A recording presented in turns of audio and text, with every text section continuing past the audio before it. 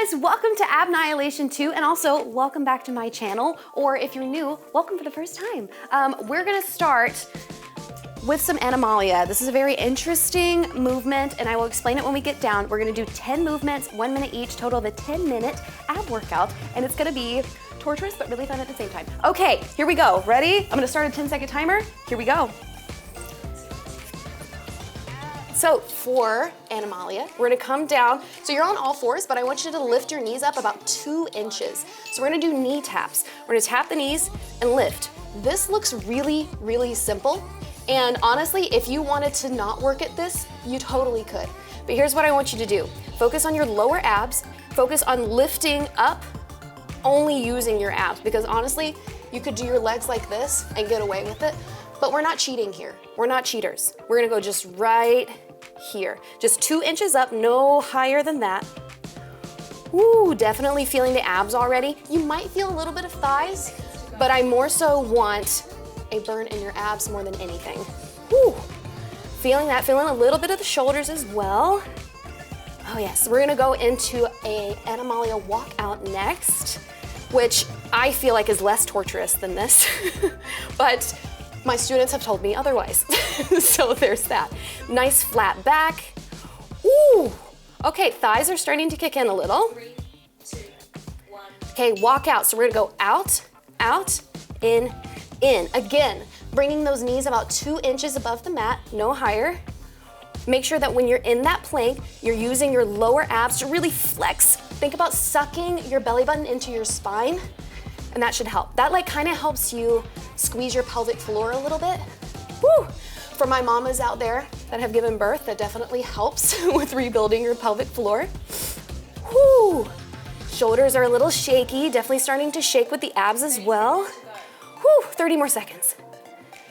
You feeling good? I'm feeling good. It's a burner. I know, you're like, this is literally the second movement and I'm already dying. I know. It's called AB-NIHILATION for a reason.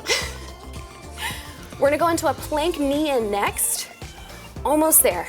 Push, push, push. Do not give up. It's only 1 minute each movement.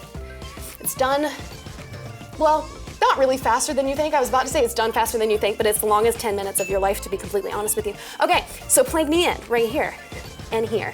So we're making sure, again, belly button into the spine. I know, it's so much planking, but also making sure shoulders right over the wrists. There's a little bit of space in between my feet. We're not hip length by any means, but they're also not together. It's just gonna help us with our balance if we have some space in between them. Making sure that our butt is not way up here hanging out, all the way down. It's called a plank for a reason, so nice flat back. Make sure that our shoulders aren't like this. We want shoulders right over the wrists. Nice flat palm. If you have sensitive wrists, you can always go onto your fists instead. Totally up to you. I find that if I go onto the fists though, I wanna make sure that I double up my max. It tends to hurt my fingers a little bit. Up to you. Whew. Exhale, when you bring that knee in. Really focusing on using those abs to drive in. Shaky, shaky, shaky. Okay, 3-legged downward dog to knee in. So we're gonna go up, lifting that leg up, and we're gonna drive the knee in. So we just did knee ins. It's a similar movement, but it has a little bit of a rest for your abs at the top, which is nice, but it's also not really a rest at the same time. Lifting that butt up, really booty squeeze right there, and in. Lift that leg up as high as you can without arching your back. That's an important part. I do not want you to arch your back at all. That can cause injury if you do it too much, or cause you to lose your balance and therefore injury. And maybe a little embarrassment, so let's not do that. Right there. Let's go ahead and switch sides. Leg up and in. Whoo! Shaky, shaky. So much planking in this one. Because guess what? We have planks again, but this time it's a side plank instead of a regular plank, which I'm not sure if that's better or worse for you. For me, I think I'd rather switch it up. 2, 1, got it. Okay, side plank hip dip. So we're gonna come onto the side. You're going to lift on your forearm all the way up. We're gonna dip, lift, dip, lift. Feeling that oblique on the bottom. Thinking about this is gonna turn into like a rainbow, right? Whew. You might feel your hip on the bottom a little bit. If you feel that, I want you to focus on pinching in between your ribs and your hip bones. that pinch, ooh, right there.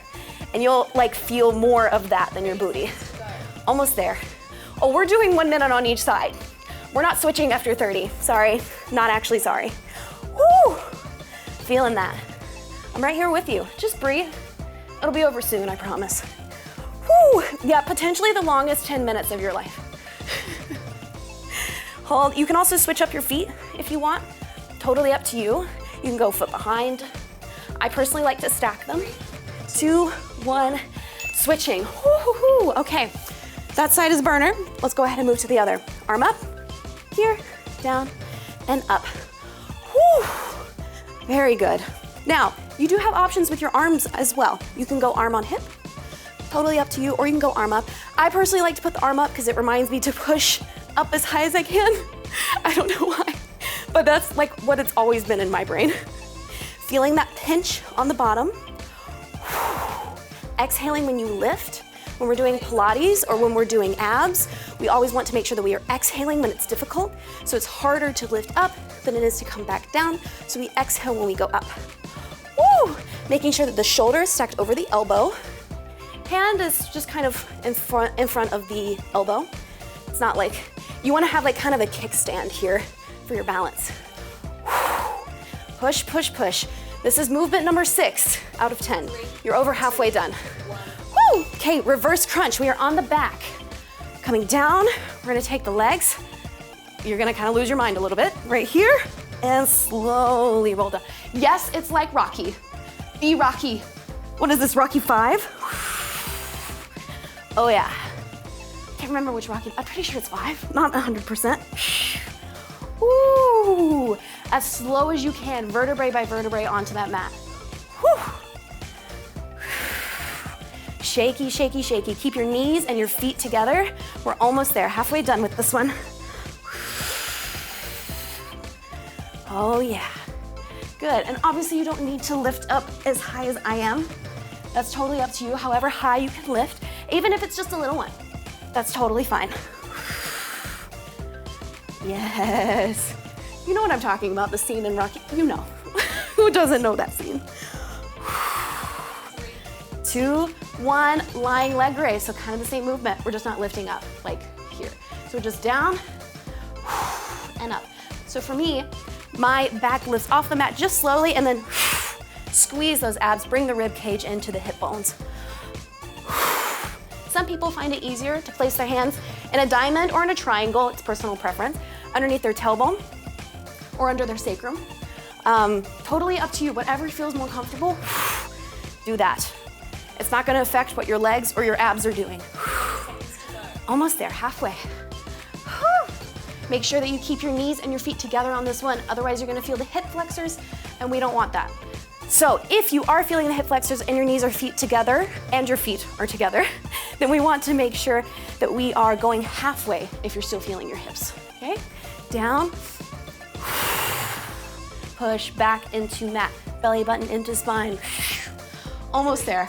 2 more movements. Modified crisscrosses next, so legs at 90, so we're gonna hold to here, that's your position. So we're gonna drop and switch. This one's like less intense, but it really starts burning at about 30 seconds.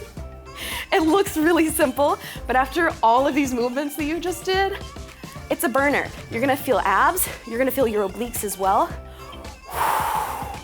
Oh yeah, I don't know about you, back is lifting slightly off of the mat, but my hip flexors aren't hurting, so that's okay. I'm just still actively trying to push my back into the mat as much as I can. Good, almost there, almost there. And honestly, the next movement, it's kind of a rest, and it's our last one. It's kind of a rest, but it's technically a stretch, but I'm gonna make it active for you, you'll see. You know what a cat-cow is?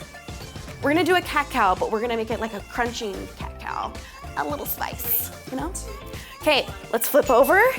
So cat-cow, we're gonna take the spine up to the ceiling as high as we can, and then we're gonna push tailbone to ceiling, really accentuate the arch in the back, lift back up. So we're gonna crunch here, exhale, get all the air out, crunch as hard as you can, and this is gonna be a stretch right here for your abs, so it feels really nice. This is why I did it as the last movement. And and lift. Really accentuate those movements as much as you can. 30 seconds to go.